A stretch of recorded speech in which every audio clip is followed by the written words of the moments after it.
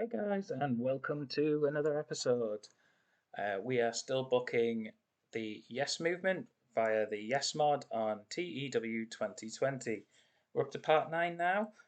We are doing Smackdown after the Raw um, previous, where I made a booking error. CM Punk was meant to win the main event, and I'd not double checked, and I'd accidentally booked it as Orton to win.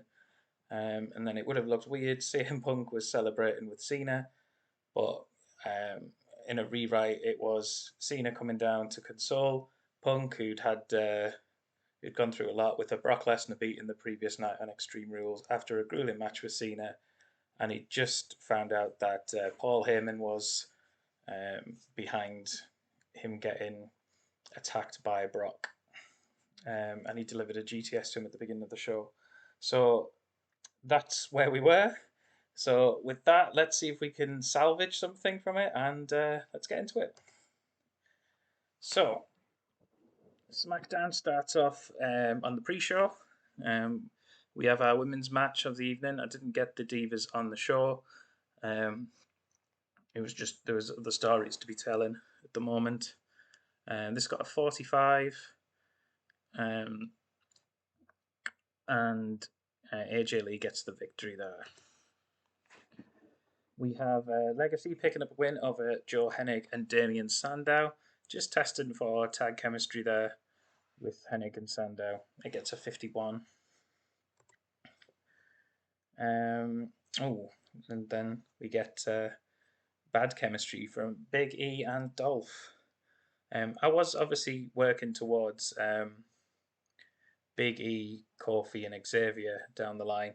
There was a little nod to that on Raw where Barrett attacked Kofi after the Intercontinental Championship match. Um, after the tag team match that they had, and Big E went to check on him as he was just there in the backstage area. So yeah, this obviously tells me that they're going to go their separate ways. I don't think we're going to have a heel turn or anything, but they will go their separate ways eventually, which was the plan anyway. So this is hyper confirmed it. So we get a 54 rating here. Big E gets the win here over Jinder Mahal with the big ending. We have the opening of the show. CM Punk comes out. He talks about the loss to Randy Orton, the beating he'd had from Brock Lesnar, the situation with Heyman, and obviously he wants to be WWE champion again. But he's attacked from the three men who made their alliance on the previous show. We still haven't found out the name of this group yet. Big Show, Ryback, and Mark Henry. They come out, surround him, and put a beating on CM Punk. John Cena runs out to try and make a save, being the man of hustle, loyalty, and respect. But he gets beat down as well. I'm trying to get these monstrous men over as a group. Do I tell you where it's going? Yeah, I'm going to. So basically, I wanted a group of heels who were dominant, big, and these I've just grouped them together. They're going to feud with the Shield eventually when the Shield turn face. So that was the plan. Basically, on the last show, Big Show's had a few defeats against Sheamus. He was a bit down. Henry has just started a little bit of a winning streak, and Ryback had lost a few matches. These have come together. They're the big, dominant guys. They should be running this promotion, so together they can work together and bully their way to the top. That's the plan. That gets an 84. The first match, which is the pre-book match, Alberto Del Rio and Sheamus goes to a double DQ. Both men wanting to. This was like a chaotic brawl, pretty much. Both men wanting to destroy each other. Del Rio had attacked Sheamus on the previous show. He wants that match with Dolph Ziggler, but it ends in a double DQ. Cue the show off to come out on the stage while both men are being held apart. He wants to steal the show at Payback. It doesn't matter who he faces, but beating two men would be better than one.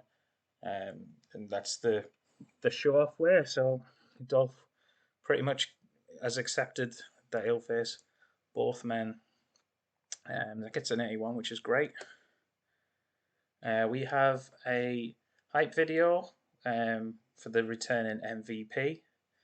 It talks about his history in WWE, the fastest rising star on Smackdown. It used to be. He was the hottest free agent. Now he's returned to sort of to correct some wrongs in the past and dominate the WWE. That gets a 51 rating. Next, we have the Usos getting a win against the New Age Outlaws in their rubber match to end this sort of TV feud. It wasn't ever going to make it to a pay-per-view, but we had the 3 matches, and the rubber match was won by the Usos. Gets a 54. Hopefully, we can get some more popularity past to the Usos, get them in tag team contention. Yeah, that's pretty much it. The Outlaws afterwards talk about it being a bit of a setback for them, but they're determined to get those tag team belts again. Sort of hinted at a little heel turn during the second match where they cheated to win. So it's possibly going to head that way when we get towards the Authority, but obviously using the Outlaws to pass on some popularity and experience to another team here. Chris Jericho defeated Darren Young via submission with the Walls of Jericho. That was just a match to showcase Jericho. He gets a decent rating out of Darren Young, 64, who's only I think he's in the 30, 25 or 30 rated in popularity. So hopefully that gives him a little boost there. Straight afterwards, Jericho is hyping up his rematch from Extreme Rules with Randy Orton on Raw. Out of nowhere, he's clocked with an RKO. So yeah, he drops him with an RKO, and Orton celebrates, and John Cena is seen in the back watching this unfold on a monitor. He gets an 83. We have the Intercontinental Championship #1 contenders match. The Miz versus Wade Barrett versus Kofi Kingston. And The Miz actually gets the pinfall on Kofi here with a skull-crushing finale. So The Miz will go on to face Dean Ambrose at Payback. After the match, Barrett interrupts with a bullhammer, interrupts Kofi's interview afterwards, as Kofi was talking about his disappointment at not getting the Intercontinental Championship opportunity on this occasion, but he's very positive about the future. But he's interrupted with that bullhammer from behind, and Big E is there to check on Kofi to check he's okay. That gets a 68. Jack Swagger gets a win over Evan Bourne here with the Patriot Lock. Gets a 58. John Cena is in the back. He finds Stephanie McMahon and he wants a match with the Big Show on SmackDown. Stephanie asks if he'd be willing to put the title on the line to get that match, and Cena confirms that he will. So we have a SmackDown champion. Next week on SmackDown, we have a WWE Championship match. Cena taking on the Big Show. That gets an 85. And in the main event, a disappointing 76, but I knew this was kind of not going to be the best because Daniel Bryan probably needed a rest. He's had a lot of matches lately, and Kane is actually a heel already. So there was that being a factor. I'm sure if I check the dirt sheet.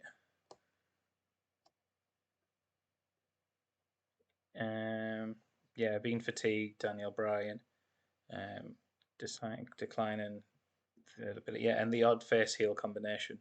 So yeah, it is what it is. It's probably not going to be the best rating of all, but I wanted to kill off that story and drag it out a bit longer. After the match, Kane tombstones Bryan. It was basically in the match. Sorry, um, Bryan had got the hot tag, um, cleaned house, looked like he was going to win. When Kane come in and stopped the pinfall and chokeslam Bryan, and then let the Shield go on and win. When the Shield left, Kane come back into the ring, tombstone Bryan, and then on the big screen on the big screen the CCTV footage played, and it showed that it was Kane who attacked Bryan, and Kane ends the show laughing about what he'd done. So that's we got a 78. Probably not going to be the happiest. I don't know what I didn't check what our networks are going to want, but minimum for me that I usually like is an 80, but um, probably been overusing some of the guys because a lot of the um, roster of under popularity, and they don't they're under the well known level, so um, fans don't really want to see them in lots of matches against the people of that level. So I've got like a small roster window, so I am trying to start to build people up now. Um, so let's end the show, and I'll catch you guys in a few seconds, just so you don't watch the loading time. And we're back, so let's get into the office.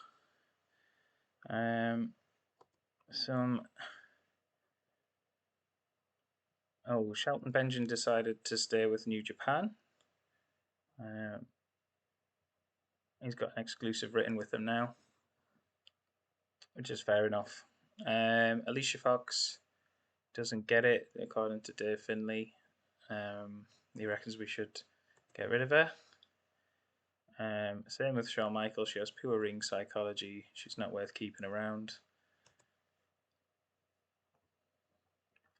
Ziggler thinks we should use Kofi in more angles.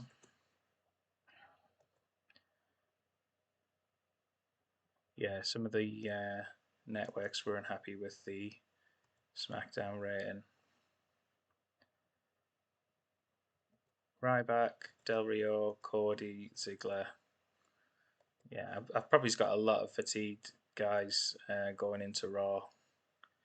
Might have to change a few plans. We're signing John Hennigan and Rob Van Dam, and we're still waiting for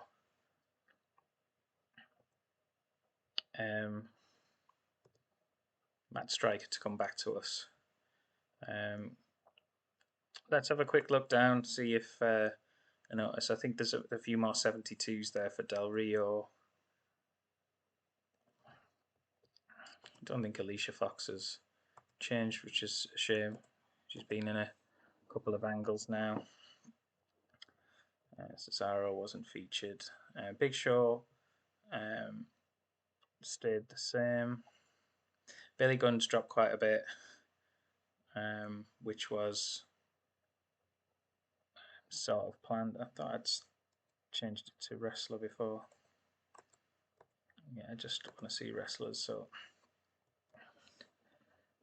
Brie is down to 47, but that was planned. Brock hasn't been on the shows. Cameron's still 20.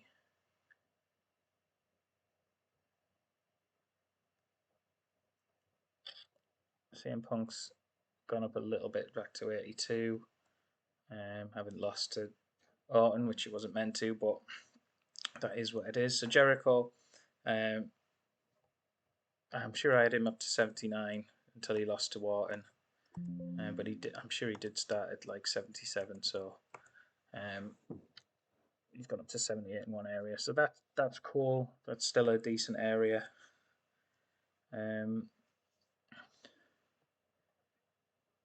Cody is he's still at 55. Bryan stayed the same, even though they lost the match to the Shield.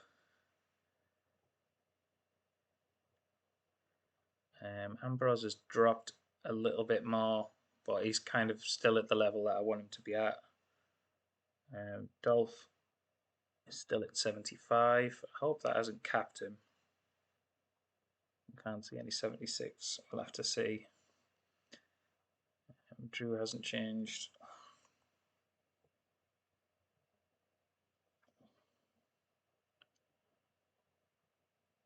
Swagger's still around the 51 mark. Yes, so the Usos have gone up from 35 to 43 now. Jimmy's 43, 42, so that's great. We keep pushing those guys into the mid card.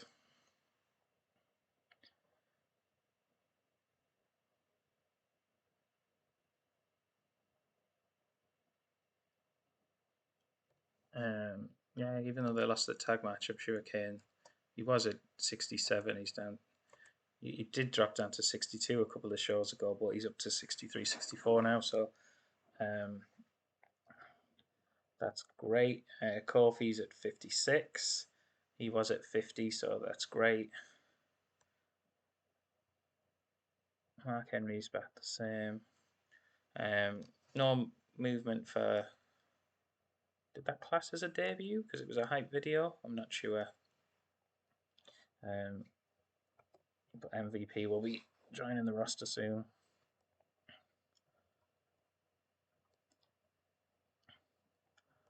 Just going through. Yeah, Orton's up to 83.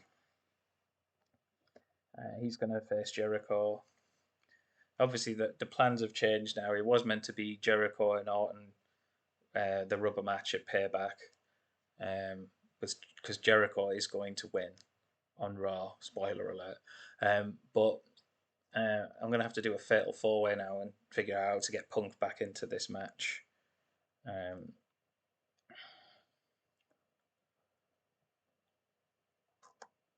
think I've got an idea. But yeah, so Orton and Jericho will just have to end their feud on the Raw after the Payback show. Gives me a main event to run anyway. RVD. It's good to have him around. Another mid carder, maybe upper carder. It depends how he goes. Roman's up to 65, 66 now, so that's great. I didn't get to show you guys, but I had just before the show, I had a promise from Brock Lesnar that I think it's too early to use, so I probably won't. But if I can find his promises, so Brock Lesnar has offered to put over Roman Reigns for 2 matches over in the next 55 days. So I don't know. Maybe I will. Maybe I won't. Depends if the plans of the Shield to turn face before then.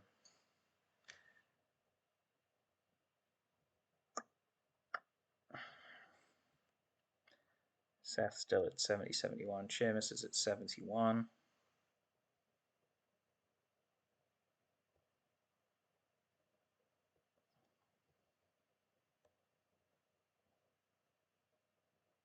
It's a shame you can't see any movement in there. A few guys, even though they've had some wins. The momentum's moving up though, so that's good. We keep getting the momentum up, and then we should see some changes in the popularity.